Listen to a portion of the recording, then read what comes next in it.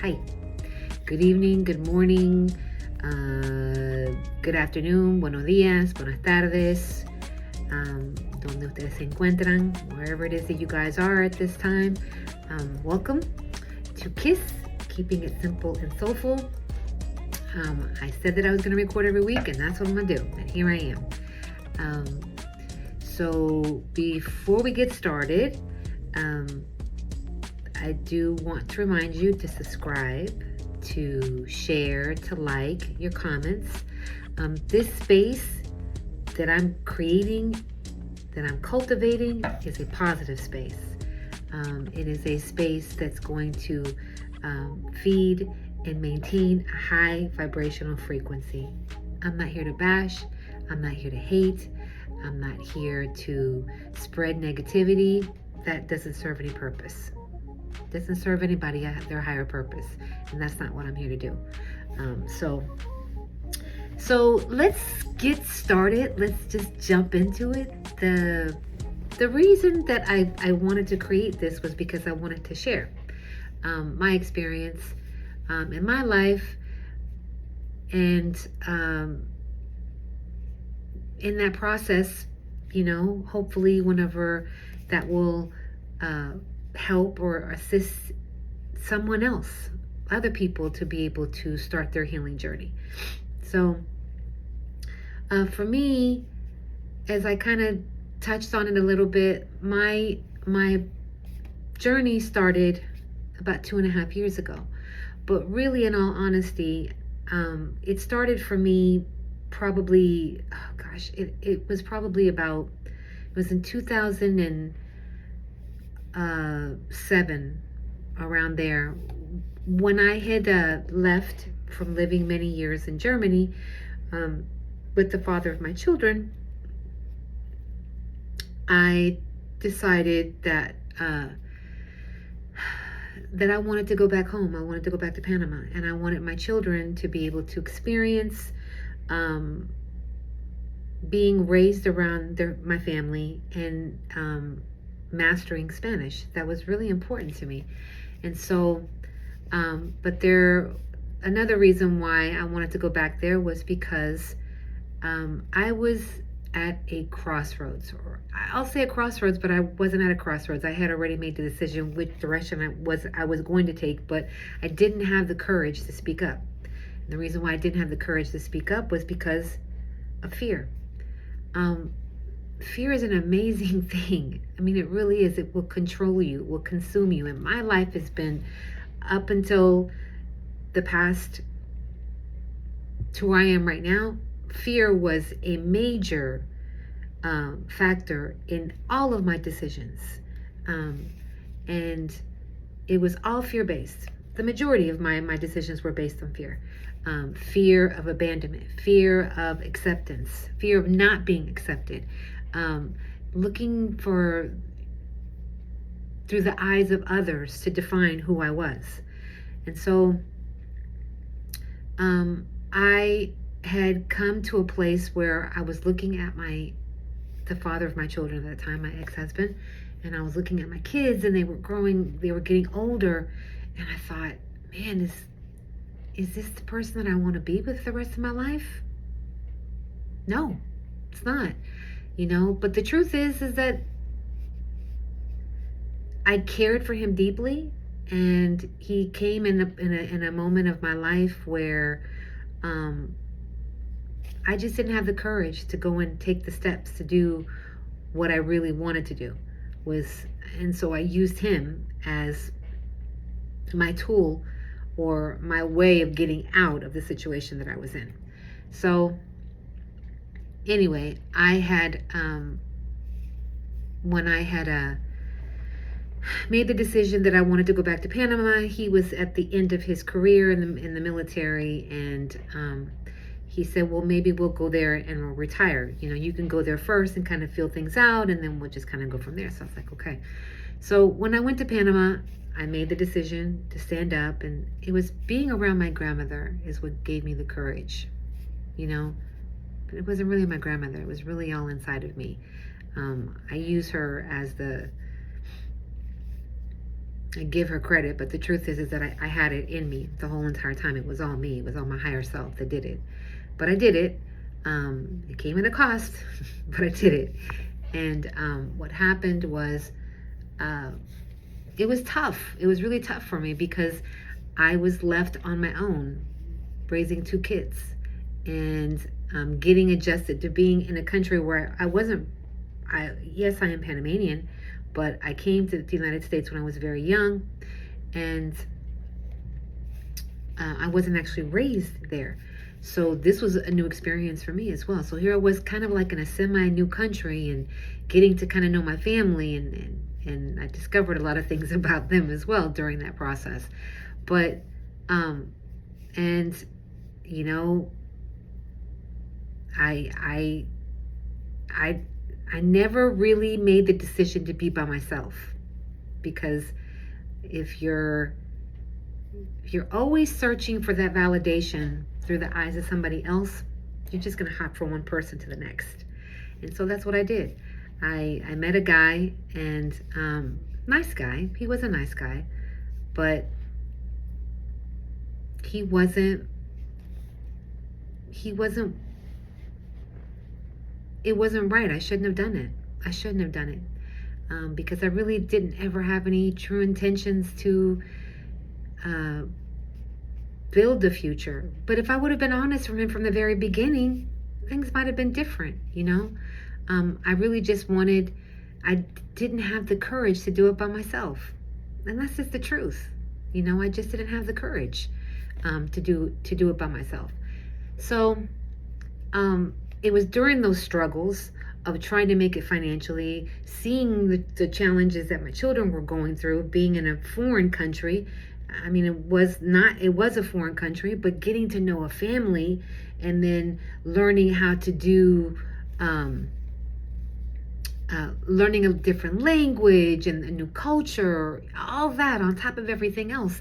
I came across, and I don't know how it was that it came into my path, and I wish I could remember, but I found The Secret, and something in me just hit me.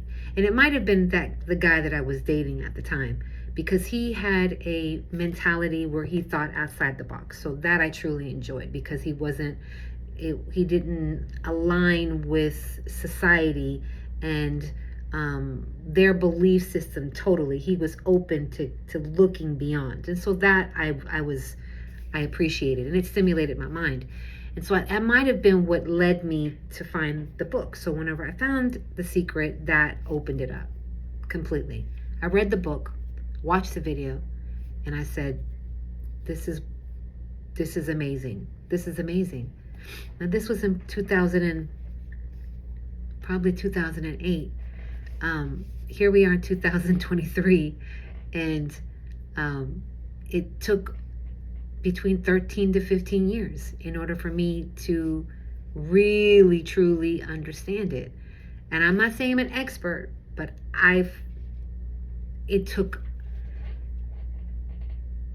the process took me to literally go inside and to start taking pieces out of my shadow, taking out of things from my ego, discovering about my ego, being by myself, making that decision to be by myself, and not jumping from one relationship into another. You know, I was not going to serve anybody any good purpose by doing that. Why would I do that to another innocent person?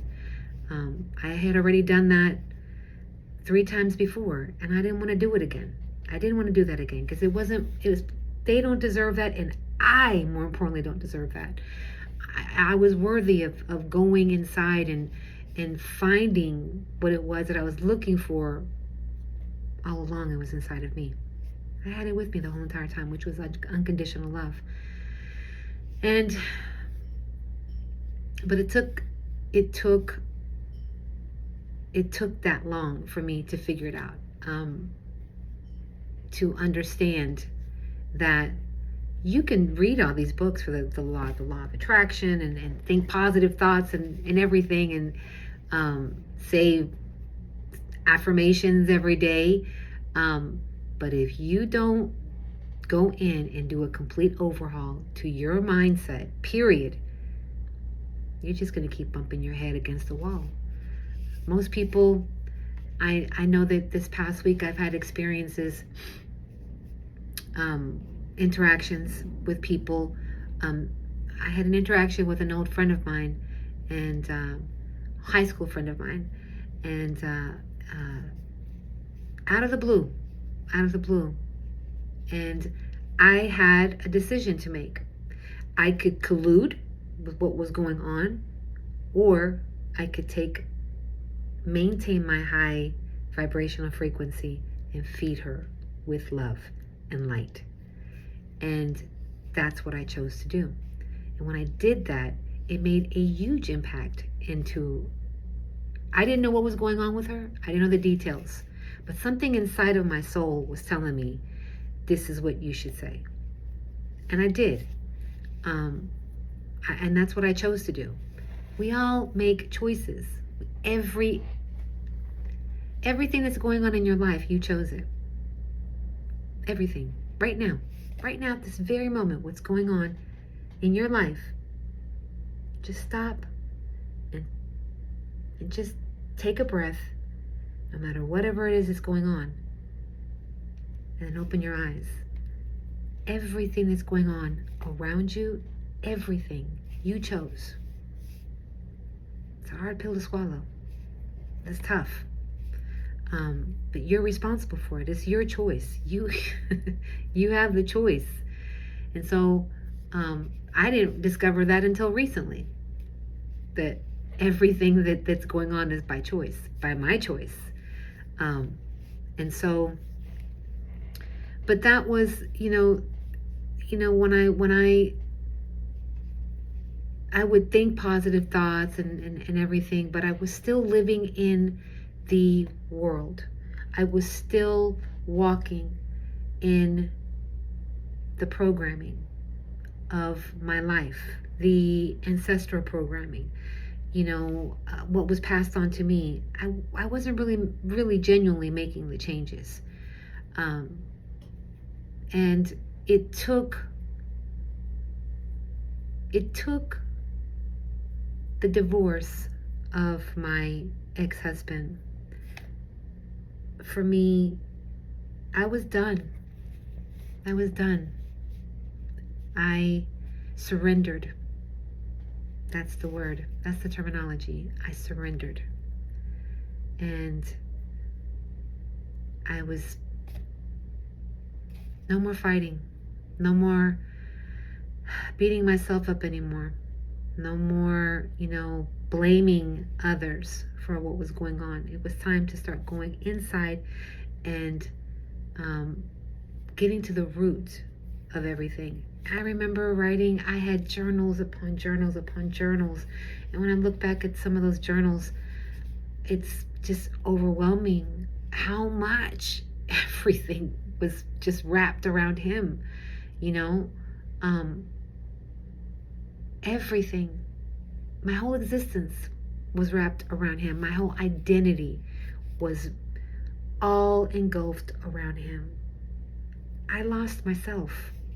I chose to lose myself because I didn't believe that I was able to, when I look at it now, what happened was there was something that someone very close to me had explained to me, because I'm, always trying to look into, right now at this point in my life, there's many things that I'm doing, but one of the things that I'm doing is I'm looking into integration, which means the integration of your shadow, your ego, and your higher self. I subscribe to what Carl Jung's philosophy when it comes to integration. There's no need to kill the ego. Each one can have its own place, in an honorable way. And I have no desire to kill my ego. I have no desire to kill my lower self. And, my higher self will be the super. I don't see to me, that's not something that doesn't resonate with me. So this philosophy of integration and creating the holy self, WHOLLY, um, is what it is that I'm working on right now. But I had some difficulty trying to understand what the shadow was, because I was seeing so many different things. And um, what it is the shadow is who you are. I'm gonna put it into a perspective. For me, whenever my shadow was born and my ego was born, when I came to the United States, I was about 4 or 5 years old, and it was under very stressful circumstances. I am the oldest of three. Me and my brother have the same mother and father, and my father my mother and my father were very young when they got married. And my mother wasn't presented the best tools. She was given what it was that her mother gave to her, which was the best that she had. It's like saying, okay, here's this now, or one lemon. Now you're gonna have to go out and make lemonade for 10 people with that one. You do the best that you can with what you got. And so that's what happened. My mother was passed on what my grandmother gave to her, and what my great grandmother gave to her. It's just it's ancestral, it's generational, it's just passed on. So my mother didn't have the best tools. And so and then on top of that, my mother, when we left Panama, she was basically set up in an arranged marriage with a soldier, and that's how we ended up in the United States. And so when I was a very young child, I was vivacious, I was inquisitive, I was a spark of energy. I was this curiosity for life, this desire to learn, knowledge. I would get excited about the silliest little things. There'd be grass. Oh, that's the greatest thing on earth. I was just very excited. It was all brand new to me. But we come into this world, this avatar body that we have, but our soul, as children, you're a clean slate. You're as perfect a being that you are ever going to be when you're a child. It's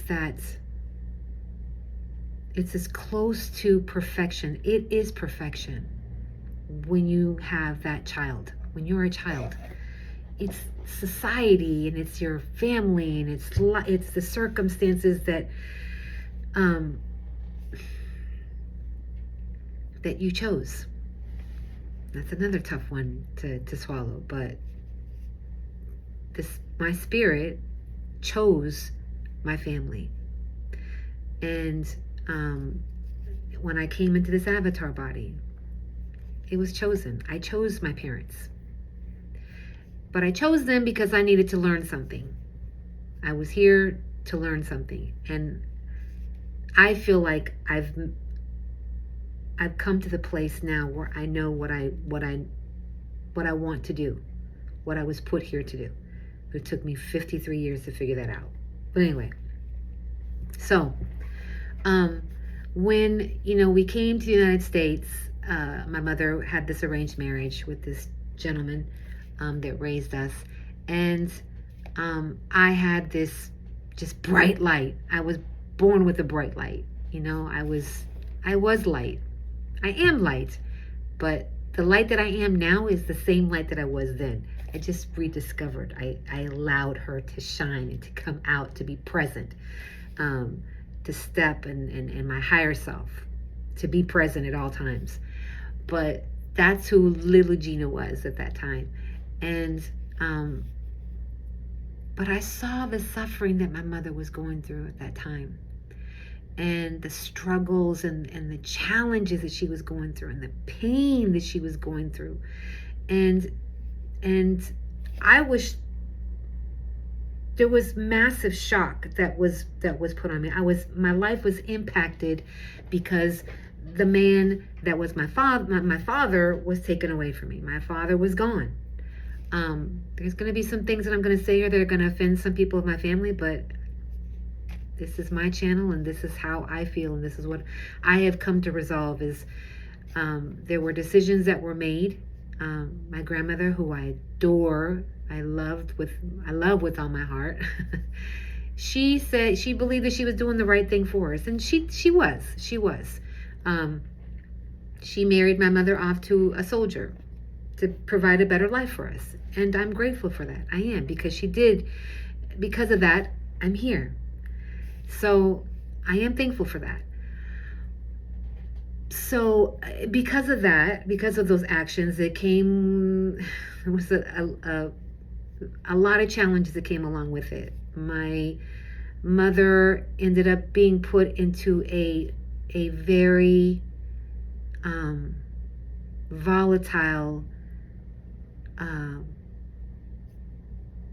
domestic abuse, emotional abuse, abusive relationship, massively abusive.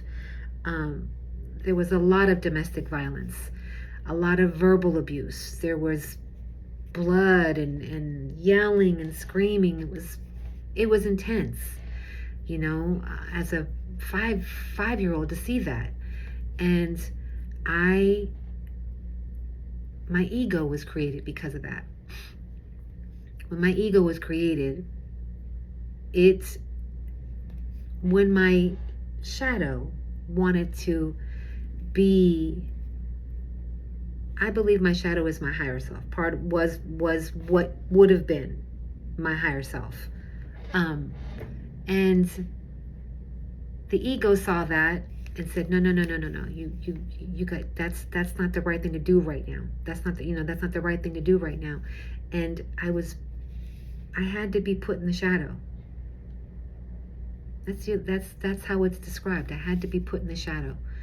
And I had to be the obedient girl. I had to be the nurturer. I had to be the best friend to my mother. I had to be there to take care of my brother and maintain some kind of stability in the house. The days of being free and free-spirited and all that was gone at that point. And so that's where my ego was born. And that spirit in me of speaking up and speaking my truth and allowing myself to express what it was, that expressing things from my heart was suppressed. And so I ended up mirroring my mother.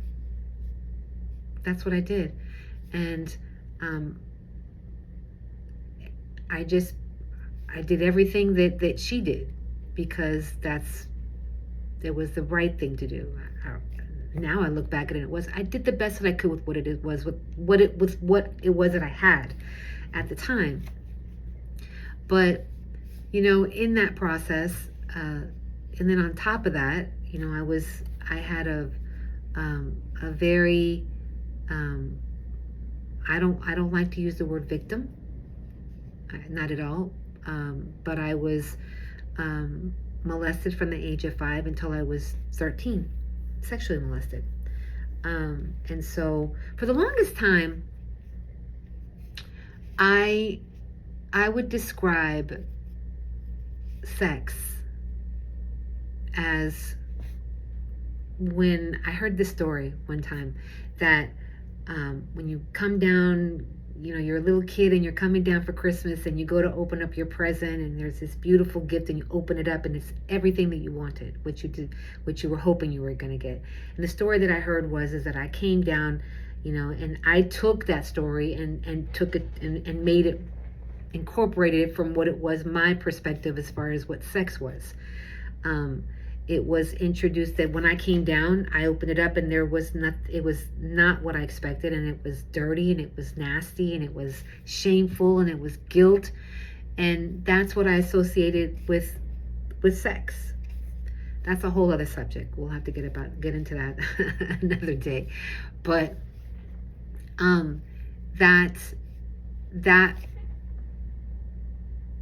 that's not who I am, but it was something that happened to me. And so I've never been the type of person that I called that I was a victim. I never subscribed myself, or I've never identified myself as a victim. I've always kind of, and I always, I would verbally say survivor, of it. And I guess in some way that I am a survivor of it. I never used it. I said that I never used it as a crutch, but I did. I did use it as a crutch. I used it. I did behave. I may have said one thing, but my behavior was that of a victim. It was, and that would be my excuse. It goes so deep. It goes so deep. It goes so deep. And being open to be able to expose that and to bring it to surface takes a lot of courage. It takes a lot of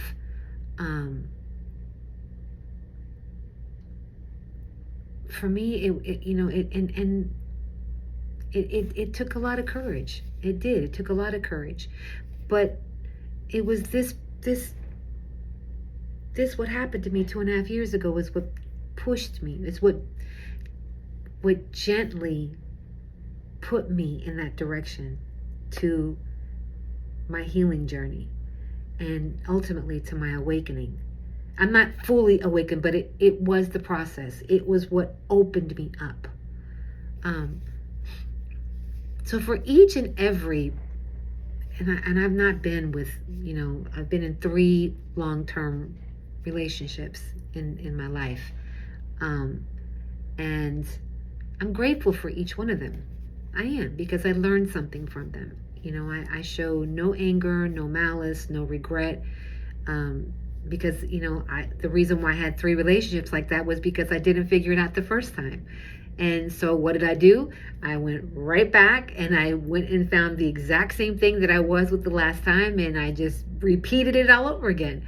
And I promise you that until you look in the mirror and really take a look at yourself, you're going to keep repeating it over and over again. It's just a cycle. It's a rinse cycle that's never ending. It just keeps happening again. It may come in a different avatar, but it's going to end up in the same result. Avatar meaning this is, I guess we'll say it, meat sack. Because that's what it is. That's what we are. Your spirit is who you are. But you'll keep repeating it over and over and over again. And I made that conscious decision 2.5 years ago that I was not going to do that. I wasn't going to do that because I strongly believed I did not want to hurt another person, another innocent. Because that's what I chose to be in that last relationship. I chose that. I could have ran or not. And I remember that there was a moment that I could have. There was an actual moment that was presented to me to run from the very beginning. But I stopped because my ego stepped in and said, but he's by himself too. You could be there for him. You could, you could heal him, or you could be there for him because he's having such a hard time and everything. And that's what I did. That's what I did. But I lost myself completely. I lost myself completely. I feel like that's the furthest that I ever was from myself. And maybe one day he'll see these. And if he does, I hope, my desire is that he knows that everything that, or I'll say it, everything that I say comes from a space of unconditional love, period. Because to me, for me, I read a book a couple years ago, The Four Agreements, Los Cuatro Acuerdos, and I recommend everybody to read that book. Everybody to read that book. It was instrumental it played a huge part as to the foundation that I started building. And 4 of those agreements, one of them is, don't take things personal. Do the best that you can do. Always do your best.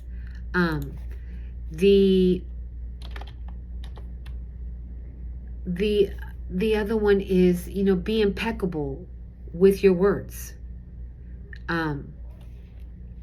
Meaning whenever you do that, whenever you're impeccable with your words, meaning your words have power, and you speak them into existence. You speak them into existence. So be mindful for what it is that you say about yourself. So, and the other one is don't assume anything. Don't assume. I mean, that's 100%. What is that saying? You make an ass out of you and me? Don't assume anything. Ask. Ask for clarification. Ask. Speak up. Your voice is worth something. So those 4 things, those 4 agreements were massive for me. Massive. But like I said, maybe, one day when this podcast is one of the top podcasts in YouTube, he'll come across it and understand and know that everything that I speak about, I speak from my heart, from an unconditional space of love. It's not, there is nothing of malice in anything it is that I say. But when that happened, that was pinnacle for me. And I'm so grateful for it. I'm so grateful for it. To be here in front of you all to say that I'm grateful for what it was that happened is a huge deal, because that was one of the hardest things I've ever done in my life, was making that decision to leave. It took a lot of courage, and it took a lot of energy that day I remember that day that I was consumed with fear. But the most interesting thing about that, the most beautiful thing about that is that I say that there was fear, but there was an immense amount of courage that was building up inside of me. And that's what was embracing me. That's what was putting that layer of courage over me, embracing me with it. And I know now that it was my higher self that was there, ever present. She came forth. She came that day. And I spoke up, and I spoke my truth. And I left. And it was one of the hardest things that I've done in my life, but one of the best things I did for my life. Now, did that courage stay for the whole entire? No, it didn't. It didn't. I had my moments. I had plenty of moments, where I would slip back, and because I wasn't there yet. But like I said in the previous, in the first podcast, one of the things that made me that brought me to this place was that I had came across a video that was teaching about unconditional love, and that was what really put me right over the top. So for me, it's so important to understand that unconditional love is without shame, without guilt. There's no shame, there's no guilt, no terms, no conditions. When you put terms and conditions, that in itself is conditional. I'm figuring this thing out as I go. I'm not an expert, but I have the foundation and the desire of what it is that I want. My goal is to be able to, give love, unconditional love, and show a different perspective to look at different, to show a different perspective of how to look at things. It just takes, you have to be able to find how it is that you can connect with that person to see how you can open that door or present that door. That's the one thing that I have learned, is that someone can open a door for you or show you what a door is, but they can't force you to go in. And if they don't want to go in, you don't take it personal. You just, okay, cool, and you move on, and that's it. So it's about presenting it to, showing that, hey, this is the door that you can take. This is one that I've taken, and it's been instrumental. This will help you, and it's their choice of whether they want to walk through it or not, and that's what this podcast is about. It is a choice.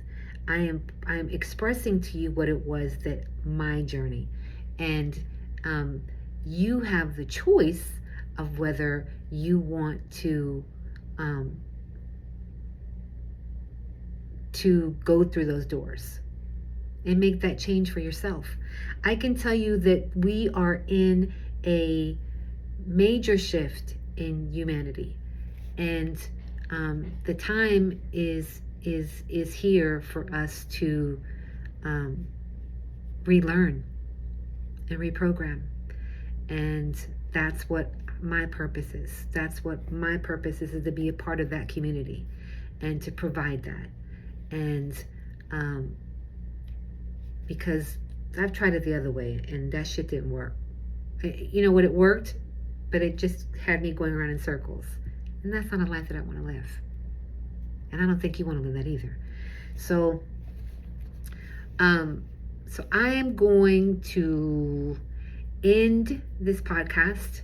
I want you all to remember to be kind to yourselves, and to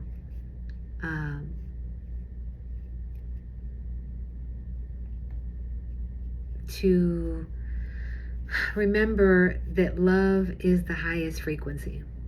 Unconditional love is the highest frequency.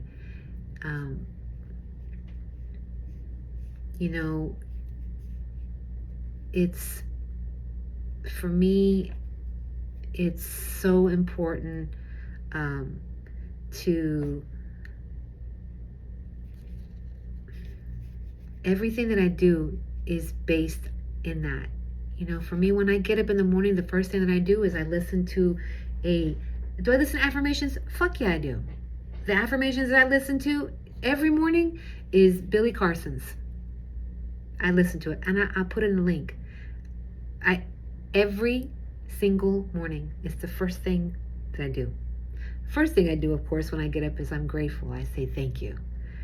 And I listen to this affirmation every single morning. Every morning. And then, I sit there for a second and I create this little circle in the floor. 3 circles. And I set an intention of what it is that the intention that I want to set for that day. It could be anything. Unconditional love, forgiving, gratitude, whatever. And I step into that circle. And that's my intention for the day. That's how I live. That's the choice. That's the life choice that I've made. And I encourage you to do the exact same thing. Be kind to yourself, be kind to others. Don't be nobody's welcome mat. You have to find the balance in that, So remember to keep it simple and soulful. That's how I live. Hopefully, I think I may be recording I may have a guest this week, and we'll be shooting the shit, talking about a bunch of things, and exchanging stories and laughing and incorporating some wisdom and some knowledge and everything. And I hope that you all will that you will see and appreciate what it is that's the purpose of this. And I wish you all love and light. Thank you for taking the time to listen to this podcast, to this video, and I will see you all soon. Like I said, I think I'm gonna be having a guest this week, and I probably will share another video. And like I said, I send you all love and light. Remember, keep it simple and soulful. And I will see you soon. Thank you.